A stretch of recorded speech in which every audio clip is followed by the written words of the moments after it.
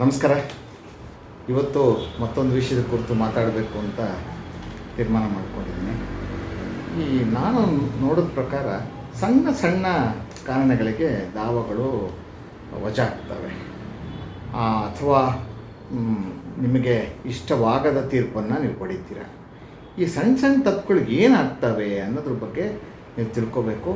ಆದ್ದರಿಂದ ಆ ಬಗ್ಗೆ ಮಾತಾಡ್ತಾ ಇದ್ದೀನಿ. ಮಾತಿಗೆ ಮೊದಲು ನಿಮ್ಮಲ್ಲೆಲ್ಲ ಪ್ರಾರ್ಥನೆ, ಯಾರ್ಯಾರು ನನ್ನ ವಿಡಿಯೋ ನೋಡ್ತಾ ಇದ್ದೀರಾ ದಯವಿಟ್ಟು ನನ್ನ ಚಾನಲ್ಗೆ ಸಬ್ಸ್ಕ್ರೈಬ್ ಮಾಡ್ಕೊಳ್ಳಿ. ಅಂದರೆ ಸಬ್ಸ್ಕ್ರೈಬರ್ಗಳಾಗಿ, ಚಂದಾದಾರರಾಗಿ ಆ ಬಟನ್ ಒತ್ತೋದ್ರ ಮೂಲಕ ಅಂತ ಕೇಳ್ಕೊಳ್ತಾ ವಿಷಯಕ್ಕೆ ಹೋಗ್ತಾ ಇದ್ದೀನಿ.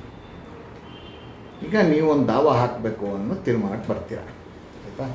ದಾವ ಹಾಕಬೇಕು ಅಂತ ತೀರ್ಮಾನಕ್ಕೆ ಬಂದಾಗ ಏನೇನು ಅಂಶಗಳನ್ನು ನಿಮ್ಮ ಮನಸ್ಸಲ್ಲಿ ಇಟ್ಕೋಬೇಕು, ಬಹಳ ಮುಖ್ಯವಾದ ವಿಷಯಗಳು ಮಾತ್ರ ಹೇಳ್ತಾ ಇದ್ದೀನಿ ನಾನು, ಗೊತ್ತಾಯ್ತಾ? ದಾವ ನೀವು ಒಬ್ಬರೇ ಹಾಕಬೇಕು, ನಿಮ್ಮ ಜೊತೆ ಯಾರಾದರೂ ಸೇರ್ಕೋಬೇಕು. ನೀವು ಮಾಲೀಕರು ನೀವು ಆಗಿರ್ಬೋದು, ನೀವು ಒಬ್ಬರೇ ನೀವು ಸೇರ್ಕೋಬೇಕಾಗತ್ತೆ. ಇನ್ನೊಂದಿಬ್ಬರಿದ್ದರೆ ಅವರು ಸೇರ್ಕೋಬೇಕಾಗತ್ತೆ. ಪಾರ್ಟಿಷನ್ ದಾವನ ನೀವೇ ಹಾಕಬೇಕಾಗತ್ತೆ. ಅಥವಾ ಅಗ್ರಿಮೆಂಟ್ ಫಾರ್ ಸೇಲಾ ನೀವು ಮಾಡ್ಕೊಂಡಿದ್ದೀರಾ, ನಿಮ್ಮ ಜೊತೆ ಯಾರಾದರೂ ಜೊತೆ ಸೇರಿಕೊಂಡಿದ್ದಾರಾ, ಎಲ್ಲರೂ ಸೇರಿ ಹಾಕಬೇಕಾಗತ್ತೆ. ಅದು ಮೊದಲನೇದು. ಮತ್ತು ಯಾರ ವಿರುದ್ಧ ಹಾಕಬೇಕು ಅಂತಕ್ಕಂಥದ್ದು ಬಹಳ ಮುಖ್ಯ. ನೀವು ಯಾರ ವಿರುದ್ಧ ಯಾವ ತೀರ್ಪನ್ನು ಕೇಳ್ತೀರೋ ಅವರೆಲ್ಲರನ್ನೂ ನೀವು ಪಾರ್ಟಿ ಮಾಡಬೇಕು. ಮತ್ತು ನೀವು ಹೇಳ್ತಕ್ಕಂಥ ವಿಷಯ ಇದೆಯಲ್ಲ, ಆಸ್ತಿ ಇರ್ಬೋದು, ಮತ್ತೊಂದು ವಿಷಯ, ಅದರಲ್ಲಿ ಆಸಕ್ತಿ ಇರ್ತಕ್ಕಂಥ ಅಥವಾ ಹಕ್ಕಿರ್ತಕ್ಕಂಥ ಎಲ್ಲ ವ್ಯಕ್ತಿಗಳನ್ನು ನಿಮ್ಗೆ ಇಷ್ಟ ಇರಲಿ ಇಲ್ಲದೆ ಹೋಗಲಿ ಪಾರ್ಟಿ ಮಾಡಬೇಕಾಗತ್ತೆ. ಕೆಲವರು ಹೆಣ್ಮಕ್ಳನ್ನ ಪಾರ್ಟಿನೇ ಮಾಡಲ್ಲ, ಪಾರ್ಟಿಷನ್ ದಾವದಲ್ಲಿ ತಪ್ಪೋದು ಮಾಡದೇ ಇರಬಾರ್ದು. ಎಲ್ಲರೂ ಮಾಡಬೇಕು. ನಿಮ್ಗೆ ಇಷ್ಟ ಇದೆಯೋ ಇಲ್ವೋ, ಅವ್ರ ಜೊತೆ ನೀವು ಚೆನ್ನಾಗಿದ್ದೀರೋ ಇಲ್ವೋ, ಕಾನೂನು ಪ್ರಕಾರ ಅವರು ಅತ್ಯಂತ ಅವಶ್ಯಕವಾದ ಪಾರ್ಟಿಗಳು ಕೇಸಿಗೆ ಅವ್ರು ಪಾರ್ಟಿ ಮಾಡಬೇಕು, ಆಯಿತಾ? ಇದು ಮೊದಲನೇ ನಿಯಮ. ಎರಡನೇ ನಿಯಮ, ಯಾವ ಕೋರ್ಟಿಗೆ ಹಾಕಬೇಕು ಅಂತ, ವ್ಯಾಪ್ತಿ ಇರ್ತಕ್ಕಂಥ ಕೋರ್ಟು. ಸೀನಿಯರ್ ಡಿವಿಷನ್ಗೆ ಹಾಕಬೇಕಾ, ಜೂನಿಯರ್ ಡಿವಿಷನ್ಗೆ ಹಾಕಬೇಕಾ ಯೋಚನೆ ಮಾಡಬೇಕು. ನಿಮ್ಮ ಆಸ್ತಿಯ ಮೌಲ್ಯ ಇತ್ಯಾದಿಗಳನ್ನು ಗಮನಿಸಿ ನೀವು ತೀರ್ಮಾನ ಮಾಡಬೇಕಾಗತ್ತೆ, ಆಯಿತಾ? ಒಂದು. ಈ ನಂತರದ ಮುಖ್ಯವಾದ ವಿಷಯ ಅಂದರೆ ನೀವು ಯಾಕೋಸ್ಕರ ಕೇಸ್ ಹಾಕಿದ್ದೀರಾ, ನೀವು ಕೇಸನ್ನು ಏನು ಹೇಳಬೇಕು ಏನು ಹೇಳಬಾರ್ದು ಗೊತ್ತಿರಬೇಕು ನಿಮಗೆ, ಆಯಿತಾ? ಸಾಮಾನ್ಯವಾಗಿ ಸಂಕ್ಷಿಪ್ತವಾಗಿ ಯಾವುದಾರ ದಾವ ಹಾಕಿದರೆ ಅಥವಾ ರಿಟರ್ನ್ ಸ್ಟೇಟ್ಮೆಂಟ್ ಫೈಲ್, ನಾನು ಮಾತಾಡ್ತಕ್ಕಂಥ ಮಾತುಗಳು ವಾದಿಗೂ ಅನ್ವಯ ಆಗುತ್ತೆ, ಪ್ರತಿವಾದಿಗೂ ಅನ್ವಯ ಆಗುತ್ತೆ, ಜ್ಞಾಪಕ ಇರಲಿ. ನೀವು ಹೇಳ್ತಕ್ಕಂಥ ಮಾತುಗಳನ್ನು ಸಂಕ್ಷಿಪ್ತವಾಗಿ ಹೇಳಿದರೆ ಬಹಳ ಒಳ್ಳೆಯದು. ಸುಮ್ಮನೆ 7, 8, 10 ಪೇಜು ಜಡ್ಜ್ಗಳು ಅವರು ಮನುಷ್ಯರೇ ಓದಕ್ಕೆ ಹೋಗಲ್ಲ, ಅವರು ಬೇಜಾರಾಗಿಬಿಡುತ್ತೆ, ಗೊತ್ತಾಯ್ತು? ಏನೋ ಓದ್ದಂಗೆ ಮಾಡ್ತಾರೆ. ನಿಮಗೆ ನಿಮ್ಮ ಪ್ರಕಾರ ಓದಿರ್ತಾರೆ ಅಂತ ಓದೋಕ್ಕಾಗಲ್ಲ, ನೀವೇ ತಿಳ್ಕೊಳ್ಳಿ, ಆಯಿತಾ? ಆದ್ದರಿಂದ ಭಾಳ ಸಂಕ್ಷಿಪ್ತವಾಗಿರಬೇಕು. ಈ ಪಾರ್ಟಿಷನ್ ದಾವ ಹಾಕ್ತೀರ ಅಂತ ಇಟ್ಕೊಳ್ಳಿ. ನಾನು ಪ್ರತಿವಾದಿಗಳು ಒಂದೇ ಕುಟುಂಬದವರು, ನಮ್ಮ ಈ ಆಸ್ತಿ ಇರ್ತಕ್ಕಂಥ ಒಟ್ಟು ಕುಟುಂಬ ಆಸ್ತಿ, ಅದರಲ್ಲಿ ನಂಗೆ ಇಷ್ಟು ಭಾಗ ಬರಬೇಕು ಕೊಡಿ. ಸ್ವಾಧೀನ ಯಾರಿದ್ದಾರೆ ಹೇಳಿ, ಕಾಸ್ ಆಫ್ ಆ್ಯಕ್ಷನು ವ್ಯಾಜ್ಯಕಾರಣ ಯಾವತ್ತಾಯಿತು ಹೇಳಿ, ಎಷ್ಟು ಭಾಗ ಬರಬೇಕು ಹೇಳಿ, ಮುಗೀತಲ್ಲ. ಒಂದು 3 ಪೇಜಲ್ಲಿ ಪಾರ್ಟಿಷನ್ ಸೂಟು ಬೇಡ, 4 ಪೇಜಲ್ಲಿ ಮುಗಿಸ್ಬೋದು. ಸುಮ್ಮನೆ 8 ಪೇಜ್ ಯಾಕೆ ಬೇಕಾಗಿದೆ, ಅವಶ್ಯಕತೆಯೇ ಇಲ್ಲ. ಅಲ್ಲಿ ತಿರುಳೇನು ಕ್ರಕ್ಸ್ ಆಫ್ ದಿ ಮ್ಯಾಟ್ರ್ ಅರ್ಥ ಮಾಡಿಕೊಂಡು ಆ ಪ್ರಕಾರ ನೀವು ಪ್ಲೀಡಿಂಗು ಒಕ್ಕಣೆನ ಮಾಡಬೇಕಾಗುತ್ತೆ, ಆಯಿತಾ?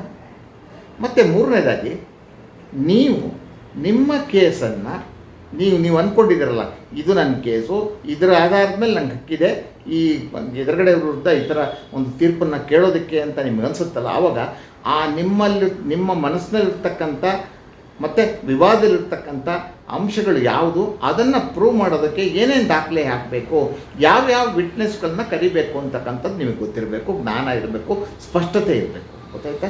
ಯಾವ ದಾಖಲೆಯನ್ನು ಹಾಕಿದರೆ ಏನು ಹೇಳುತ್ತದೋ, ಗೊತ್ತಾಯ್ತಾ? ಇದು ಯಾವುದೇ ಪಾರ್ಟಿಷನ್ ಇರ್ಬೋದು, ಅಗ್ರಿಮೆಂಟ್ ಫಾರ್ ಸೇಲ್ ಇರ್ಬೋದು, ಸ್ಪೆಸಿಫಿಕ್ ಪರ್ಫಾರ್ಮೆನ್ಸ್ಗೆ ಇರ್ಬೋದು, ಗೊತ್ತಾಯ್ತಾ? ಹಣ ರಿಕವರಿ ಮಾಡೋಕ್ಕಿರ್ಬೋದು, ಇತ್ಯಾದಿ ಇತ್ಯಾದಿ. ಇದು ಬಹಳ ಮುಖ್ಯ. ಅಷ್ಟು ಮಾತ್ರ ಹೇಳಬೇಕಾಗತ್ತೆ, ಅದಕ್ಕೆ ಸಂಬಂಧಪಟ್ಟ ದಾಖಲೆ ಹಾಕಬೇಕಾಗತ್ತೆ. ಮತ್ತು ಒಂದು ವೇಳೆ ನೀವು ಏನು ದಾಖಲೆ ಹಾಕಬೇಕು ಅಂತ ನೀವು ಹೇಳಿರ್ತೀರ, ಆ ನಂತರದಲ್ಲಿ ಪ್ರತಿವಾದಿಗಳು ಯಾವುದಾರ ಬೇರೆ ತಕರಾರು ಎತ್ತಿದರೆ, ಅದರ ಆಧಾರದ ಮೇಲೆ ಕೋರ್ಟು ಬೇರೆ ವಿವಾದಾಂಶ ರಚನೆ ಮಾಡಿದರೆ, ಆ ವಿವಾದಾಂಶಗಳನ್ನು ಪ್ರೂವ್ ಮಾಡೋದಕ್ಕೆ ನನ್ನ ಹತ್ರ ದಾಖಲೆ ಇದೆಯೇ, ಇಲ್ಲದಿದ್ದರೆ ಹೇಗೆ ಪ್ರೂವ್ ಮಾಡಬೇಕು ಅಂತ ನೀವು ಮಾತಾಡಿಕೊಂಡು ನೀವು ಲಾಯರು ಆ ಪ್ರಕಾರವಾಗಿ ಸಾಕ್ಷ್ಯವನ್ನು ಕೋರ್ಟಿನ ಮುಂದೆ ಒದಗಿಸ್ಬೇಕು. ಇದು ಪ್ರತಿವಾದಿಗೂ ಅನ್ವಯ ಆಗುತ್ತೆ, ಗೊತ್ತಾಯ್ತಾ? ಅವರು ಏನು ವಾದಿ ವಿರುದ್ಧ ಹೇಳ್ತಾರೆ ಅದನ್ನು ಪ್ರೂವ್ ಮಾಡೋದಕ್ಕೆ ಅವ್ರ ಹತ್ರ ದಾಖಲೆ ಇರಬೇಕಾಗತ್ತೆ. ಅಥವಾ ದಾಖಲೆಗಳನ್ನ ಅಥವಾ ಸಾಕ್ಷ್ಯವನ್ನು ಹೇಗೆ ಕೋರ್ಟಿನ ಮುಂದೆ ಪ್ರೊಡ್ಯೂಸ್ ಮಾಡಬೇಕು, ಬಾಯಿ ಮಾತಲ್ಲಿ ಇಳಿಸ್ಬೇಕೆ, ದಾಖಲೆ ಹಾಜರು ಮಾಡಬೇಕೆ, ನಮ್ಮ ಹತ್ರ ಇಲ್ಲದವ್ರು ಎಲ್ಲಿಂದ ಸಮನ್ ಮಾಡಬೇಕು, ಯಾರ ಕಸ್ಟಡಿಲಿದೆ, ಇತ್ಯಾದಿಗಳನ್ನು ತಿಳ್ಕೊಂಡಿರ್ಬೇಕಾಗತ್ತೆ, ಗೊತ್ತಾಯ್ತು? ಇದು ಮುಖ್ಯವಾದ್ದು. ಮತ್ತು ಈ ವ್ಯಾಜ್ಯ ಕಾರಣ ಇದೆಯಲ್ಲ, ಅದು ಬಹಳ ಇಂಪಾರ್ಟೆಂಟ್. ವ್ಯಾಜ್ಯ ಕಾರಣ ಅಂದರೆ ನೀವು ಕೇಸ್ ಹಾಕೋದಕ್ಕೆ ಒಂದು ಘಟನೆ ನಡೆದಿರುತ್ತೆ, ಯಾವುದೋ ಒಂದು ಘಟನೆ, ಒಂದು ನಿರ್ದಿಷ್ಟವಾದ ದಿನ, ಅವತ್ತಿನಿಂದ ಲಿಮಿಟೇಷನ್ ಸ್ಟಾರ್ಟ್ ಆಗುತ್ತೆ. ಆ ಲಿಮಿಟೇಷನ್ ಸ್ಟಾರ್ಟ್ ಕೆಲವು 3 ವರ್ಷ ಇರುತ್ತೆ, ಕೆಲವು 12 ವರ್ಷ ಇರುತ್ತೆ, ಗೊತ್ತಾಯ್ತಾ? ಈ ರೀತಿ ಆ ಒಂದು ಲಿಮಿಟೇಷನ್ ಪೀರಿಯಡ್ ಮುಗಿಯೋದ್ರೊಳಗೆ ನೀವು ಹಾಕಬೇಕಾಗತ್ತೆ. ಆದ್ದರಿಂದ ನಿಮ್ಮ ಕೇಸಿನ ಲಿಮಿಟೇಷನ್ನು ಮತ್ತು ವ್ಯಾಜ್ಯ ಕಾರಣಕ್ಕೂ ಸಂಬಂಧ ಇದೆ, ಅರ್ಥ ಮಾಡ್ಕೊಳ್ಳಿ.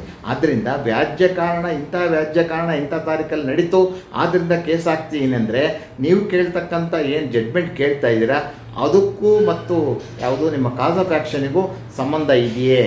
ಆ ಕಾಸ್ ಆಫ್ ಆ್ಯಕ್ಷನಿಂದ ನಡೆದು ಇಂಥ ತಾರೀಕಲ್ಲೇ ನಡೆದಿದ್ದು ಅದು ಇವತ್ತು ನಾನು ದಾವಾ ಹಾಕ್ತಾಯಿದ್ದೀನಿ, ಅದು ಲಿಮಿಟೇಷನ್ನು ಕಾಲಾವಧಿಯ ಒಳಗಿದೆಯೇ? Within the period of limitation ಅಂತೀನಿ. ಸಪೋಸಿಂಗ್ 3 ವರ್ಷಕ್ಕೆ, ಈಗ 2 ವರ್ಷ ಕೆಳಗೆ ಕಾಸ್ ಆಫ್ ಆ್ಯಕ್ಷನ್ ಶುರುವಾಯಿತು, ಅಥವಾ 6 ತಿಂಗಳ ಕೆಳಗೆ ಆಯಿತು, ಆ ದಾವಕ್ಕೆ 3 ವರ್ಷದೊಳಗೆ ಇದೆಯಾ? ಇದು ನೋಡಿಸ್ಕೊಳ್ಳಿ. ಇಲ್ಲದು ಒಂದು ವೇಳೆ ನೀವು ಹಾಕ್ತಕ್ಕಂಥ ಯಾವುದೋ ಹೇಳ್ತಕ್ಕಂಥ ಘಟನೆ ಕಾಸ್ ಆಫ್ ಆ್ಯಕ್ಷನ್ ಅಂತ ಹೇಳುವಂಥ ಘಟನೆ ಅದು ನಿಮ್ಮ ಕೇಸಿಗೆ ಬೇಕಾದಂಥ ಕಾಲಮಿತಿಯನ್ನು ಮೀರಿದರೆ 3 ವರ್ಷ ದಾಟಿಬಿಟ್ಟಿದ್ರೆ, ಆದ್ದರಿಂದ ಕಾಲಮಿತಿಯನ್ನು ಸ್ವಲ್ಪ ಮುಂದಕ್ಕೆ ತೊಗೊಂಬರ್ಬೇಕಾಗತ್ತೆ. ನಿಮ್ಮ ನಿಜವಾದ ಘಟನೆ ನಡೆದು 4 ವರ್ಷ ಆಗಿದ್ದರೆ ಹಾಕಕ್ಕೆ ಬರೋಲ್ಲ. ಆದ್ದರಿಂದ 3 ವರ್ಷದೊಳಗೆ ಬರೋ ಥರ ಒಂದು ದಿನವನ್ನು ಸೃಷ್ಟಿ ಮಾಡಬೇಕು, ಹಾಕಬೇಕಾಗತ್ತೆ. ಆಯಿತಾ? ಇದು cause of action within the period of limitation, ಕಾಲಮಿತಿಯ ಒಳಗೆ ಬರುವುದಂತೆ ಅಥವಾ ಬರುವಂತೆ ನೋಡಿಕೊಳ್ಳುವ ಒಂದು ಕ್ರಮ. ಆಯಿತಾ? ಇದು ಬಹಳ ಇಂಪಾರ್ಟೆಂಟ್. ಇದು ವಜಾ ಆಗಿಬಿಡುತ್ತೆ ಕೇಸು, ಇದು ನಿಮಗೆ ಗೊತ್ತಿರಲಿ. ಆಯಿತಾ? ಮತ್ತು ಈ ಕೇಸ್ನಲ್ಲಿ ಏನು ಪ್ರೇಯರ್ ಕೇಳಬೇಕು, ಏನು ಜಡ್ಜ್ಮೆಂಟ್ ಕೇಳಬೇಕು ಅಂತಕ್ಕಂಥದ್ದು ಬಹಳ ಮುಖ್ಯ. ಬರೀ ಪರ್ಮನೆಂಟ್ ಇಂಜೆಕ್ಷನ್ ಕೇಳ್ತೀರಾ, ಅಥವಾ ನಮಗೆ ಪ್ರತಿವಾದಿಯಿಂದ ಆಸ್ತಿಗೆ ಸಂಬಂಧಪಟ್ಟಂತೆ ಆಸ್ತಿಗೆ ಸಂಬಂಧಪಟ್ಟಂತೆ ಕ್ರಯಪತ್ರ ಮಾಡಿಸ್ಕೊಡಿ, ಸ್ಪೆಸಿಫಿಕ್ ಪರ್ಫಾರ್ಮೆನ್ಸ್ ಆರ್ಡರ್ ಮಾಡಿ ಅಂತ ಹೇಳ್ತೀರಾ, ಅಥವಾ ವಾಪಸ್ ಕೊಡಿಸಿ ಅಂತ ಆಲ್ಟರ್ನೇಟಿವ್ ಪ್ರೇಯರ್ ಹೇಳ್ತೀರಾ, ಹಣ ವಾಪಸ್ ಕೊಡಿಸಿ ಅಂತ ಹೇಳ್ತೀರಾ, ಅಥವಾ ನಾನು ಓನರ್ ಅಂತ ಡಿಕ್ಲೇರ್ ಮಾಡಿ ಈ ಪರ್ಮನೆಂಟ್ ಇಂಜೆಕ್ಷನ್ ಕೊಡಿ ಅಂತ ಹೇಳ್ತೀರಾ, ಅಥವಾ ಈ ಪ್ರತಿವಾದಿ ಮತ್ತು ಇನ್ನೊಬ್ಬರು ಇನ್ನು ಪ್ರತಿವಾದಿಗಳು ತಮ್ಮಲ್ಲಿ ಪರಸ್ಪರ ಮಾಡಿರ್ತಕ್ಕಂಥ ದಾನಪತ್ರವೋ ಕ್ರಯಪತ್ರವನ್ನು ನನಗೆ ಬದ್ಧತೆ ಇಲ್ಲ, ಅದು ನಂಗೆ ಅನ್ವಯ ಆಗೋದಿಲ್ಲ ಅಂಥೇಳಿ ನೀವು ಓನರು ಅಂತ ಹೇಳಬೇಕಾ, ಅಥವಾ ನೀವು ಪಾರ್ಟಿಷನ್ ಮಾಡಿಕೊಡ್ಬೇಕಾ? ಇದ್ರ ಬಗ್ಗೆ ಸ್ಪಷ್ಟತೆ ಇರಬೇಕು. ನಿಮಗೆ ಏನು ಪ್ರೇಯರ್ ಕೇಳ್ತೀರಾ ಅಂತಕ್ಕಂಥದ್ದು ನಿಮ್ಗೆ ಗೊತ್ತಿರಬೇಕು. ಆ ಕೇಳಿದ ಪ್ರೇಯರ್ ಏನಿದೆ ಅದರ ಇಂಪ್ಲಿಕೇಷನ್ನು, ಪರಿಣಾಮ ಏನು ಅಂತ ಅರ್ಥ ಮಾಡ್ಕೋಬೇಕು. ಮತ್ತು ಕೇಳುವಂಥ ಪ್ರೇಯರ್ ಏನಿದೆ ಜಡ್ಜ್ಮೆಂಟು, ಅದಕ್ಕೆ ಪೂರಕವಾದ ಸಾಕ್ಷ್ಯವನ್ನು ನೀವು ಒದಗಿಸಿದ್ದೀನಾ ಅಂತಕ್ಕಂಥ ಪ್ರಶ್ನೆ ಮಾಡ್ಕೋಬೇಕಾಗತ್ತೆ. ಕೆಲವು ಸಲ ಏನಾಗುತ್ತೆ, ದಾವಾ ಹಾಕ್ತಾನೆ ಎಲ್ಲೋದು ಸಿಗಲ್ಲ. ದಾವಾ ಹಾಕ್ತಾ ಮೂಲಭೂತವಾಗಿ ನಾನು ಹೇಳಿದಂಥ ವಿಷಯಗಳ ಬಗ್ಗೆ ನಿಮಗೊಂದು ಅರಿವಿರಬೇಕು. ಹಿಂಗಾದರೆ ಹಿಂಗಾಗತ್ತೆ ಅಂತ ಆ ಪ್ರಕಾರ ದಾವಾ ಹಾಕಬೇಕು. ಕೆಲವನ್ನ ನೀವು ದಾವಾ ಹಾಕಿದ ಮೇಲೆ ಪ್ರತಿವಾದಿಗಳು ಏನು ಹೇಳ್ತಾರೆ ರಿಟರ್ನ್ ಸ್ಟೇಟ್ಮೆಂಟಲ್ಲಿ ಅದರ ಆಧಾರದ ಮೇಲೆ ಹಾಕಬೇಕಾಗತ್ತೆ. ವಿವಾದಾಂಶ ರಚನೆ ಆದಮೇಲೆ ಹಾಕಬೇಕಾಗತ್ತೆ. ಆದರೆ ಅದೆರಡೂ ಆಗೋಕ್ಕಿಂತ ಮೊದಲೇ ನೀವು ದಾವಾ ಹಾಕ್ತಿರಲ್ಲ. ಆಗ ದಾವಾ ಹಾಕ್ತಾ ನಾನು ಏನು ಹೇಳಕ್ಕೆ ಹೊರಟಿದ್ದೀನಿ, ನನಗೇನು ಜಡ್ಮೆಂಟ್ ಬೇಕು, ಅವ್ರ ವಿರುದ್ಧ ನನ್ನ ಆರೋಪ ಏನು, ಆ ಆರೋಪಗಳನ್ನು ಪ್ರೂವ್ ಮಾಡೋದಕ್ಕಿರ್ತಕ್ಕಂಥ ನನ್ನ ಸಾಕ್ಷ್ಯ ಏನು ನನ್ನ ಬಳಿ, ಇದನ್ನು ನೀವು ಚರ್ಚೆ ಮಾಡ್ಕೋಬೇಕು. ಗೊತ್ತಾಯ್ತಾ? ನೀವು ಹಾಕ್ತಕ್ಕಂಥ ಪ್ರೂಫು ಏನು, ಕೆಲವರು ಸುಮ್ಮನೆ ತಮಾಷೆಗೆ ಹೇಳ್ತೀನಿ, ಯಾವುದೋ ಒಂದು ಬ್ಯಾಂಕಿಂದ ದುಡ್ಡು ತಗೊಂಡಿರ್ತಾರೆ, ಅದನ್ನೇ ಅವ್ರಿಗೆ ಕೊಟ್ಟಿದ್ದು ಅಂತ. ಆ ಬ್ಯಾಂಕಿಂದ ವಾಪಸ್ ವಿಡ್ರಾ ಮಾಡಿರ್ತಿರಲ್ಲ ಹಣನ, ಅದರದ್ದು ಪಾಸ್ಬುಕ್ ಎಂಟ್ರಿ ಹಾಕ್ತಾರೆ. ಅವ್ರೇನು ತಿಳ್ಕೊಂಡಿರ್ತಾರೆ, ಪ್ರೂವ್ ಆಯಿತು ಅಂತ. ಹೆಂಗಾಗುತ್ತೆ? ನೀವು ಹಾಕಿರೋ ಪಾಸ್ಬುಕ್ಕಲ್ಲಿ ಎಂಟ್ರಿ ಏನಿದೆ, ನೀವು ಇಂಥ ದಿವಸ ಹೋಗಿ ಹಣ ತಗೊಂಡ್ರೆ ಇಂತಿದೆ, ಅಷ್ಟೇ ಪ್ರೂವ್ ಆಗೋದು. ಅರ್ಥ ಮಾಡ್ಕೊಳ್ಳಿ. ಆಯಿತಾ? ಅದು ಅವ್ರಿಗೆ ಕೊಟ್ಟರೆ ಪ್ರೂವ್ ಆಗುತ್ತಾ? ಇಲ್ಲ. ಕೊಟ್ಟಿದ್ದಕ್ಕೆ ಬೇರೆ ಪ್ರೂಫ್ ಬೇಕು. ಗೊತ್ತಾಯ್ತಾ? ಕೆಲವರು ಈ ಥರ ಸಂಬಂಧವಿಲ್ಲದ ಘಟನೆಗಳನ್ನು ಹೆಣೆದು ಕೇಸ್ ನಮ್ಮ ಥರ ಆಗುತ್ತೆ ಅಂತ ತಿಳ್ಕೊಳ್ತಾರೆ. ಅದನ್ನು ತಿಳ್ಕೊಬೇಡಿ. ಅದು ಆ ಥರದ ಸಾಕ್ಷ್ಯಗಳನ್ನು ಒದಗಿಸೋಕ್ಕೆ ಸಾಧ್ಯ ಇಲ್ಲ. ನೀವು ತೊಗೊಂಡಿದ್ದ ಹಣ ಪ್ರೂವ್ ಮಾಡುತ್ತೆ ಅಷ್ಟೇ ಅದು. ಆಯಿತಾ? ಅವ್ರಿಗೆ ಕೊಟ್ಟರೋ ಇಲ್ಲ ಅಂತಕ್ಕಂಥದ್ದನ್ನು ನೀವು ಬೇರೆ ರೀತಿಯಲ್ಲಿ ಪ್ರೂವ್ ಮಾಡಬೇಕು. ಆಯಿತಾ? ಇಲ್ಲ ಅವ್ರು ಒಪ್ಕೋಬೇಕು, ಇಲ್ಲ ನೀವು ಕೊಟ್ಟಿದ್ದೀನಿ ಅಂಥೇಳಿ ಯಾರೋ ಸಾಕ್ಷ್ಯಗಳನ್ನು ವಿಚಾರಣೆ ಮಾಡಬೇಕಾಗತ್ತೆ, ಇಲ್ಲ ಯಾವ್ದಾರ ದಾಖಲೆ ಹೇಳಿದ್ರೆ ಅದನ್ನು ಹೇಳಬೇಕಾಗತ್ತೆ. ಇಲ್ಲದೆ ಹೋದರೆ ಅದು ಸಾಬೀತಾಗೋದಿಲ್ಲ. ನಿಮಗೆ ಜ್ಞಾಪಕ ಇರಲಿ. ಮತ್ತು ಕೌಂಟ್ರ್ ಕ್ಲೈಮ್ ಹಾಕೋದಿದ್ರೆ, ಆಯಿತಾ, ಕೆಲವು ಸಂದರ್ಭದಲ್ಲಿ ಏನಾಗುತ್ತೆ, ಅವ್ರು ಹಾಕಿದ್ರು ಅಂತ ನೀವೊಂದು ದಾವ ಹಾಕಬೇಕು ಅಂತ ಮನಸ್ಸಿಗೆ ಬರುತ್ತೆ. ನೀವು ಯಾಕೆ ಬೇರೆ ದಾವ ಹಾಕ್ತೀರಾ? ಅವ್ರು ಇಂಜೆಕ್ಷನ್ ದಾವಾನೇ ಹಾಕಲಿ, ನೀವು ಕೌಂಟ್ರ್ ಕ್ಲೈಮ್ ಕೇಳ್ಬೋದು. ಕೌಂಟ್ರ್ ಕ್ಲೈಮ್ ಏನಂದರೆ, ಈ ಇಶ್ಯೂಸ್ ಫ್ರೇಮ್ ಆಗುತ್ತಲ್ಲ ಅದಕ್ಕಿಂತ ಮೊದಲೇ ಕೇಳಿದ್ರೆ ಒಳ್ಳೆಯದು. ಆಮೇಲೆ ಕೇಳಿದ್ರು ಒಳ್ಳೇದು ಹಾಕ್ಬೋದು, ವಜಾ ಮಾಡಬೇಕು ಅಂತೇನಿಲ್ಲ, ಆದರೆ ಕೇಳಿದ್ರೆ ಭಾಳ ಒಳ್ಳೆಯದು. ಏನು ಕೇಳಬೇಕು ಅಂತ ಮೊದಲು ಮತ್ತೆ ಹಿಂಗೆ ಯೋಚನೆ ಮಾಡಬೇಕು ನೀವು. ಈಗ ಅವ್ರು ನನ್ನ ಮೇಲೆ ಇಂಜೆಕ್ಷನ್ ಕೇಳಿದ್ದಾರೆ, ನಾನು ಅವ್ರನ್ನ ಇಂಜೆಕ್ಷನ್ ಕೇಳಬೇಕಾ, ಡಿಕ್ಲೇಷನ್ ಕೇಳಬೇಕು ಅಂತ. ಈಗ ನೀವೇನು ಕೌಂಟ್ರ್ ಕ್ಲೈಮ್ ಮಾಡ್ತೀರಾ ಅದು ಕೂಡ ಒಂದು ಸಪ್ರೇಟ್ ದಾವಾ ಥರನೇ ಕೇಸ್ ನಡ್ಕೊಂಡು ಹೋಗುತ್ತೆ. ನಿಮ್ಗೆ ಗೊತ್ತಿದೆ ಅಲ್ವಾ? ಆಯಿತಾ?